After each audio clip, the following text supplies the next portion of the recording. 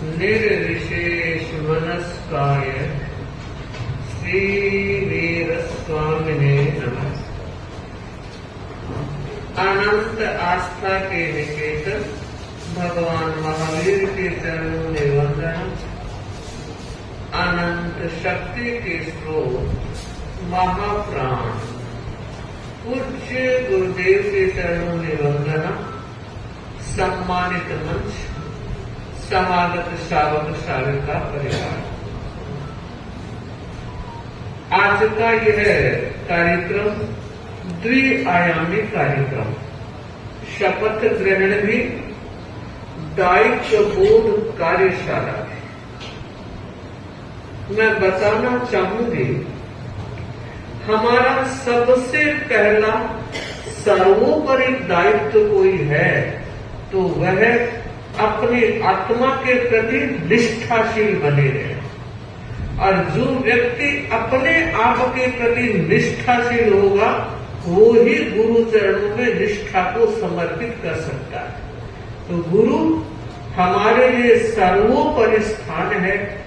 उनके प्रति हमारे रोम रोम में आस्था, श्रद्धा, निष्ठा स्फूर्तमान होती रहनी चाहिए। एक श्रावक होने के नाते कई दायित्व उसके सहज इर्द गिर्द संक्रमण करते रहते हैं। माना पहला अगर दायित्व है वह दायित्व है श्रावकपन का, और श्रावकपन अगर जीवंत है तो मैं उसके साथ जोड़ना चाहूंगी कार्यकर्ता। श्रावक कार्यकर्ता अगर होगा तो उसके मन के भाव में नेगेटिविटी कम होगी या नहीं भी हो सकती। और जहां श्रावकत्व मुखर नहीं होता वहां नेम और फेम बहुत हावी हो जाती है। और इस ऐसे में व्यक्ति अपने करणीय के प्रति उतना जागरूक नहीं रह सकता। व्यक्ति का काम बोलना चाहिए, काम बोलेगा तो नाम अपने आप आगे बढ़ेगा, और आपका और हमारा नाम गुरु के कारण चल रहा है। हम जिस संग और गुरु से जुड़े हैं इसलिए आज हमारी पूछ है, वरना कौन पूछता है। हम अपने संग के, अपने गुरु के दायित्व से इतने जुड़े हुए हैं कि बस उनकी नजर चाहिए, उनका निर्देश चाहिए, उनकी आज्ञा चाहिए। वो हमारा आत्म धर्म होगा, वो ही हमारे लिए करणीय कार्य होगा, वो ही हमारा पथ होगा। और मैं तो कहती हूँ वो ही हमारी मंजिल होगी। पथ भी वही है, मंजिल भी वही है, हमें चलना है। पर चलना कैसे है? चलने में शक्ति चाहिए, चलने में भक्ति भी चाहिए। कोई शक्ति काम नहीं करती अगर भक्ति ना हो तो। और वो कभी ऐसा गुमान आप और हम कोई ना कर ले कि देखो मैं कितना बढ़िया गाती हूँ, देखो मैं कितना बढ़िया बोलती हूँ, ये गाना, ये बोलना बढ़िया इसलिए लग रहा है कि गुरु का आशीर्वाद तुम्हारे सर पर।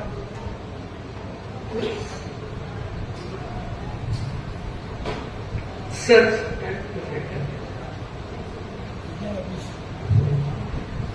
अच्छी कहानी साध्वी जी ने याद दिला दी कि गुरु कितना ध्यान रखते हैं अपने शिष्यों का, और साथ में गुरुता जगाने का प्रयास भी गुरु करते हैं। ऐसा नहीं कि मेरे श्रावक अंगुली पकड़े ही चलते रहे, वो खुद भी चलने में सक्षम बन सके। बेटा भोजन कर रहा था, माँ भोजन परोस रही थी, देखा आज बेटा अनमने भाव से भोजन करता है, वरना तो हंसता खिलता, ये बार बार कमेंट करता, मम्मी आज सब्जी कितनी अच्छी बनाई, देखो गर्मा गर्म फुलके, ऐसा लग रहा है खाता ही जाऊं, विधाता ने एक ही पेट दिया, अगर दो होते तो और खा लेते। पर आज मैं आप लोगों से पूछूं, बहनें रसोई बनाती है, आप ऐसा करते हो? तो ध्यान देना, विचार करना, मन में तो बहुत अच्छे भाव होंगे, लेकिन मन में ज्ञान नहीं है। थोड़ा सा हर व्यक्ति यह चाहता है कि मैंने किया है तो उसका मूल्यांकन शब्दों के द्वारा होना चाहिए, ताकि उसका उत्साह बढ़ता है। तो मां ने पूछा, बेटे आज गुमसुम क्यों है? कहा, मां एक बहुत बड़ी घटना घटित हो गई।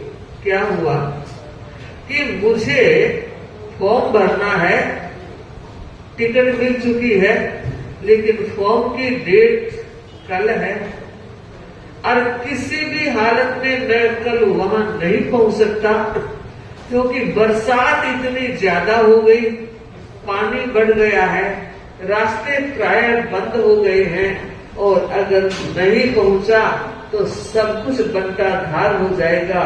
उसके पहले मैंने कितना वक्त लगाया है इस जमीन को तैयार करने में, लोगों की मानसिकता को तैयार करने में, और अगर फॉर्म ही नहीं भर पाया तो मैं आगे बढ़ नहीं पाऊंगा, इसलिए दुखी। मां ने कहा, बस इतनी सी बात है? मां तुझे इतनी सी बात लगती है? कि बिल्कुल छोटी बात है। तू मेरा काम कर, आराम से पहले भोजन कर, और कितना भाग्य है हमारा कि हमारे गुरुदेव यहाँ पधारे हुए हैं। बस गुरु के सामने अपनी समस्या बता दे और कह दे भगवान समाधान आपके हाथ। उसने कहा, मां कह तो दूंगा, पर मुझे पता है रास्ते ही इतने बंद हो गए तो गुरु क्या करेंगे। कुछ चिंता मत कर, जा तो सही, गुरु की शक्ति अगम्य होती है। बंधु, मां ने प्रोत्साहित और प्रेरित किया। भोजन करने के बाद बेटा संतों के पास गया और गुरु के चरणों में झुका और कहा, गुरुदेव आज एक विनती लेकर आया, अर्ज लेकर आया हूँ। अर्जी मेरी है और मर्जी आपको करनी। बोलो क्या बात, पूरी बात बता दी कि मुझे फॉर्म भरने के टाइम पर उस स्थान में पहुंचना, और बरसात ने सारे रास्ते बंद कर दिए। गुरुजी ने पूछा, अच्छा ये बता, तेरे ध्यान में और कोई छोटा रास्ता है? उसने कहा, गुरुदेव है तो सही, पर नहीं के बराबर है, पर नहीं के बराबर।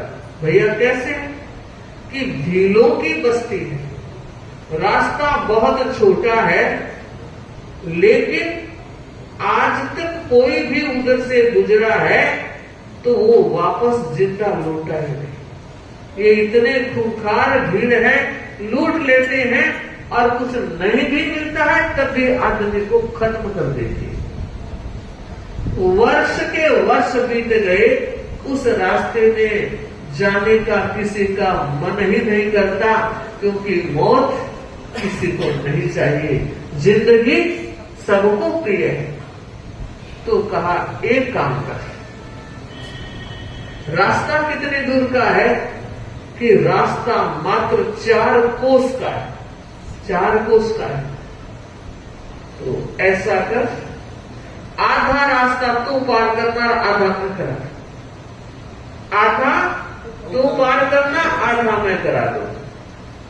एक बार तो हिचकिचाया, पर मैं कहना चाहती हूं, अगर गुरु कोई बात कहते हैं तो तत्काल हाँ भर लेनी चाहिए।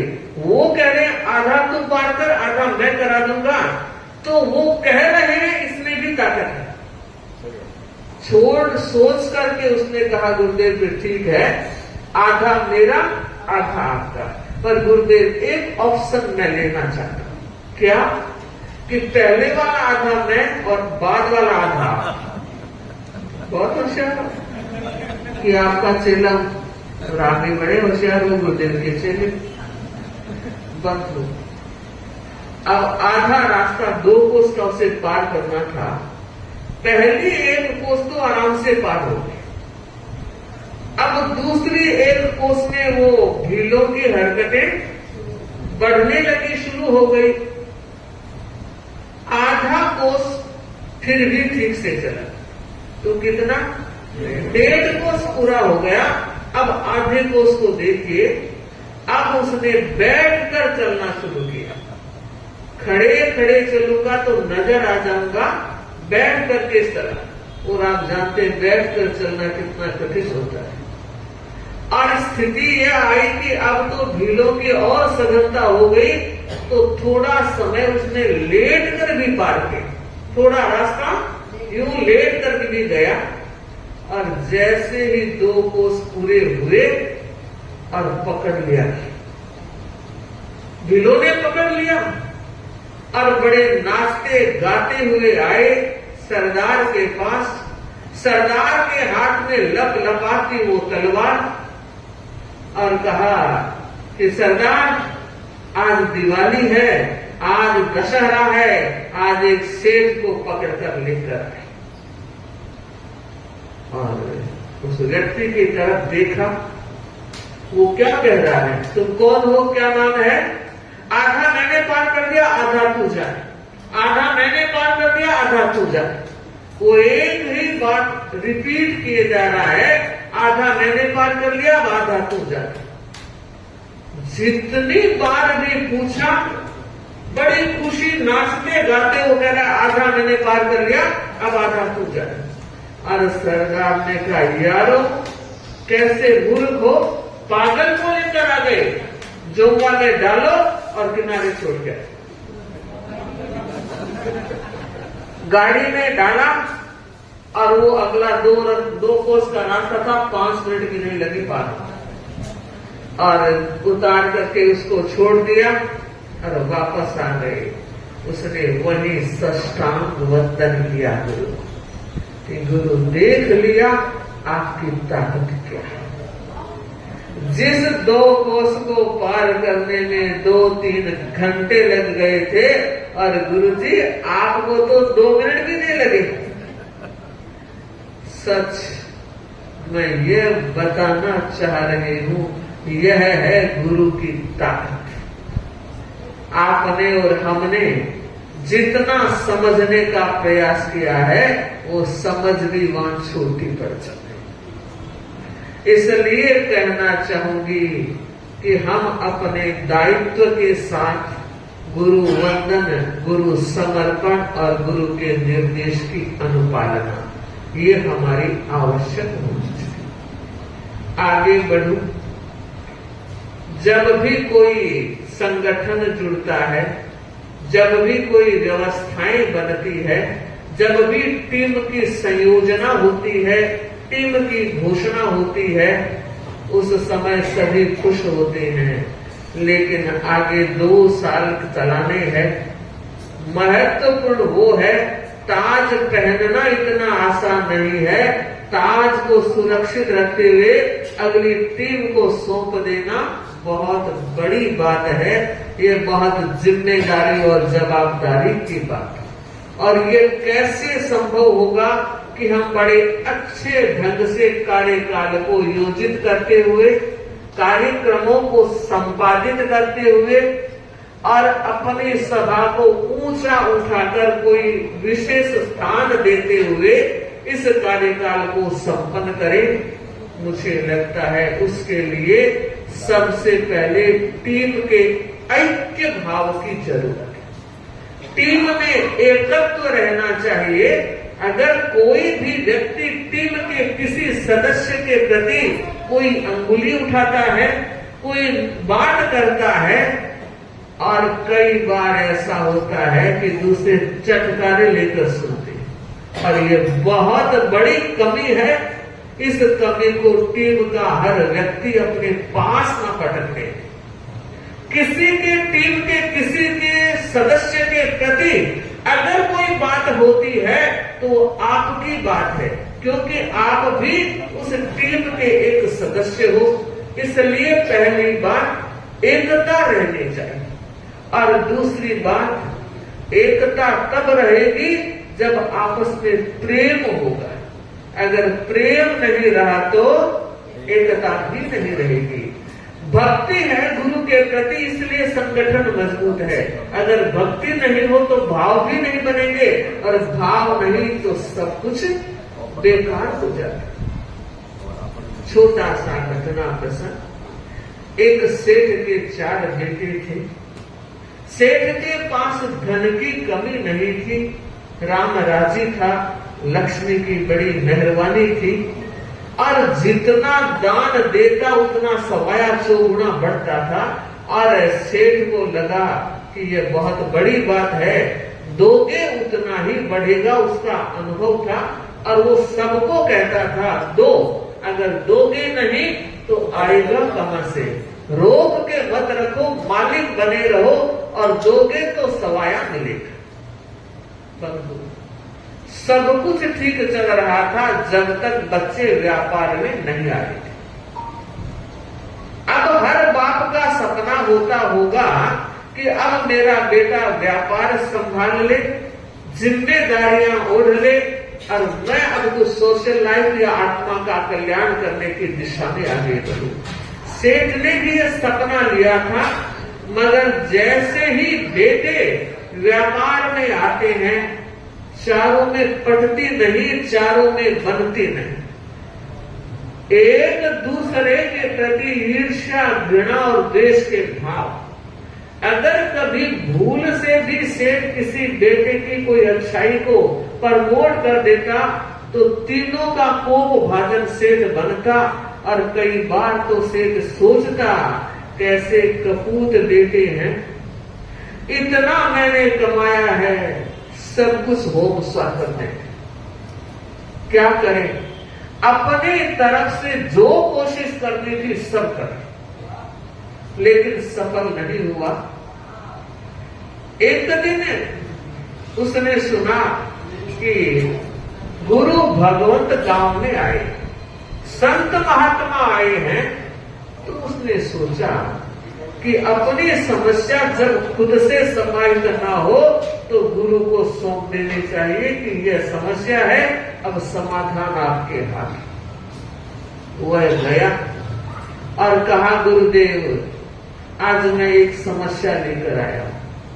तो मुस्कुराते हुए गुरु ने कहा, तुम तो कितनों की समस्या का समाधान करते हो कि महाराज मैं लोगों का कर देता हूं, लेकिन मोरियो पगा न देख रोवा। मेरी वो हालत हो रही है, सारे लोग तो मोर का, छतरी का नाच देखते हैं, लेकिन वो अपने पैरों की तरफ देखकर रो लेता है। ऐसा ही है दुनिया, गांव, आसपास के गांव सारे मेरा कहना मानते हैं, चार छोरों को छोड़ो। बिल्कुल आपस में पटते नहीं, आपस में प्रेम नहीं, और जब प्रेम नहीं तो एक दूसरे की बात मानते नहीं, और व्यापार में अगर बात मानोगे नहीं तो नुकसान ही नुकसान है। महाराज बस ये समस्या है, इसका समाधान चाहिए। गुरु ने बड़े ध्यान से सुना और उस सेठ को लगा गुरुजी कोई न कोई रास्ता जरूर दिखाएंगे। और गुरु ने सीरियसली सोचा, उन चारों बेटों को अब भाषण और शब्द से कोई सीख देना काम नहीं आएगा। सीख देने वाला पिता भी कितना समझदार है, बाप की बात भी इग्नोर कर रहे हैं तो अन्य की क्या जरूरत। आखिर मुनि जी ने, संतों ने सेठ से कहा, एक काम आपका, बाकी सब काम मेरा। क्या? कि तुम चारों बेटों को मेरे पास लेकर आ जाओ, अगला काम मैं कर दूंगा। तो कहा महाराज यही समस्या है, मर्यादा को नहीं आवा। और आजकल माताएं भी तो यही कहती है कि क्या करें महाराज, बच्चे आते नहीं है। और मैं कहती हूँ ये बहुत बड़ा खतरा ले रहे हो। अगर साधु संतों के पास आपके बच्चे नहीं आ रहे हैं तो उनका भविष्य खतरे में होगा। संस्कार और संस्कृति का अवपतन होने जा रहा है। संभालना है अपनी नौनिहाल पीढ़ी को, प्रेम से, समझौते से, डांट फटकार से। अरे माँ तो माँ होती है, कैसे भी बच्चे को संभाल लेती है, मगर माताओं को भी फुर्सत कहाँ है। ये खिलौना क्या आ गया, बंटा धार करके। फिर कहना चाहूंगी, हाँ मोबाइल के लिए ही कह रही, जरूरत है महिलाओं को अपना घर संभालने के साथ साथ अपने बच्चों के संस्कारों को संभाल अगर लिया तो आप अपने घर और परिवार के लिए वरदायी बन जाओगी। वरना वो खतरा जो आसपास मंडरा रहा है कहीं आपके घर तक भी ना आ जाए। सेठ ने कहा महाराज नहीं आए। अच्छा इसका रास्ता भी देखेंगे। तो चल मुझे ये बता कि वो घर में रहते कब तक है, उठना बैठना सोना क्या उसकी दिनचर्या है। कि महाराज दिन के 10 बजे उठते और उसके बाद 12-1 बजे तक दुकानदारी में जाते। और ये आज की भी कठिनाई है। सोना देर से उठना देर से तो काम करोगे कैसे। 24 घंटे आधा टाइम तो यूं पड़े पड़े निकल जाता है, 2-4 घंटे मोबाइल में निकल जाते हैं, फिर काम करने के लिए घंटे बचते ही कितने। तो संतों ने कहा कल 10:15 बजे कि नहीं महाराज 10:30 बजे, आधे घंटे में वो फ्रेश होंगे, मैं तेरे घर आ रहा। निहाल कर दिया, चरणों में सिर टिका दिया और कहा कृपा कीजिए। और संत वचन के बड़े पक्के होते हैं, समय के बड़े पाबंद होते हैं। 10:30 बजे डॉट संत उसके घर पहुंचे और तब तक बच्चे टेबल थी, समझ गए, नाश्ता करना था। पर संत आ गए तो कैसे करें। इतना तो जानते थे, इतने संस्कार तो थे। चारों ने हाथ जोड़े और कहा बाप जी बहुत कृपा की, नाश्ता तैयार है, हम करने ही वाले थे। सौभाग्य की बात है आप आ गए, पधार गए, कुछ ले लो। कि ईटिंग बाद में, पहले सीटिंग होगी तो मीटिंग करें। चलो मीटिंग कर लेते हैं। चारों बैठ गए तो कहा एक काम करो। 2 बड़े थे उनको कहा 2-2 मुट्ठी चीनी लेकर, और छोटे 2 को कहा 2-2 मुट्ठी रेत लेकर। समझ में नहीं आया ये गुरुजी करेंगे क्या। चीनी और रेत मंगा ली, एक बर्तन मंगाया और कहा रेत भी इसमें डाल दो, चीनी भी इसमें डाल दो। दानेदार चीनी वो भी डाल दी, रेत भी डाल दी। और मुनि जी ने, संत ने अपने हाथ से अच्छी तरह से मिला और कहा अब एक काम करो। क्या? दोनों को अलग अलग कर दो, चीनी को अलग कर दो, रेत को अलग कर दो। उन्होंने कहा महाराज ना भूतो ना भविष्य, अब मिल गई है रेत और चीनी तो कण एक में हो गए। हम नहीं कर सकते, अलग अलग नहीं कर सकते, एक ही हो रहे। तो कहा अच्छी बात, नहीं कर सकते कि देखो मैं अभी तुम्हें दिखाता हूं, करके दिखा। उनको बड़ा चमत्कार सा लग रहा था कि ये शब्द कैसे अलग कर देंगे। तो कहा बस मैं कहता हूं ऐसे करते जाओ, बर्तन को उठाओ और जमीन पर डाल बैठ जाओ। चारों बैठ गए, चीनी और रेत जमीन पर डाल दी और थोड़ी सी देर में चींटियां आई। चींटी को बुलाना नहीं पड़ता, चीज डाल दो अपने आप आ जाए। और चारों ने देखा चींटियां चीनी के दाने चुप चुप कर लेकर जा रही है। ढेरों चींटियां आ गई और थोड़ी देर में सारी चीनी लेकर चली गई और रेत ढूंढ गई। समझे? देखो इन चींटियों में एकता थी। असंभव लगने वाला काम इन्होंने संभव कर दिया, तुम्हारी आंखों के सामने कर दिया है। इसलिए मैं कहना चाहता हूं तुम चारों भाई अगर एक रहोगे तो पहाड़ को भी तोड़ दोगे, और वरना दुनिया तिनके की तरह तुमको तोड़ डालेगी। और एकता के लिए जरूरत है प्रेम की, भाईचारे की, सौहार्द की, मान और सम्मान की। और बंधु चारों की लाइट जल गई। चारों गुरु के चरणों में गिर पड़े और कहा गुरुदेव आज आपने दिशा बोध दे दिया है, दायित्व बोध दे दिया है और आज आपने जो एक्सपेरिमेंट करके दिखाया उससे बात गले उतर गई। अगर आप भाषण देते तो हो सकता है ऊपर से ऊपर निकल जाता, यहाँ से यहाँ निकल जाता, मगर ये प्रयोग दिल में उतर गया है। अब हम चारों में एकता रहेगी, प्रेम रहेगा और आज के बाद कभी मेरे पापा को शिकायत करने का मौका नहीं। बंधु और बहनों, बस मैं यही कहना चाह रही हूँ, चाहे परिवार हो चाहे समाज, दोनों ही अपने अंग है। बिना समाज के परिवार कैसे और बिना परिवारों के समाज कैसा, ये एक ही सिक्के के दो पहलू हैं और दोनों का वर्चस्व, दोनों का सम्मान और दोनों का विकास, व्यक्ति का विकास है, परिवार का विकास है, समाज का विकास है। इसलिए आप और हम सब गौरवशाली हैं कि हम एक ऐसे धर्म संघ से जुड़े हुए हैं जिसकी डाली से जुड़ करके हम खुशबू फैला रहे हैं, खुद भी प्रसन्न बना है, मुस्कुरा रहे हैं। आज की यह दायित्व बोध कार्यशाला भाई विमल जी ने दायित्व निर्वहन करते हुए आज अपना दायित्व उनके कंधों पर दे दिया है और नरेंद्र जी ने उस दायित्व को ले लिया है।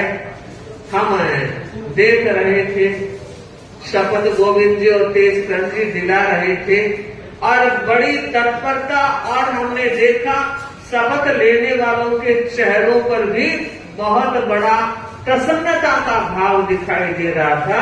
तो हम चाहते हैं यह प्रसन्नता बनी रहे, इसी तरह का अहोभाव आगे बढ़ता रहे।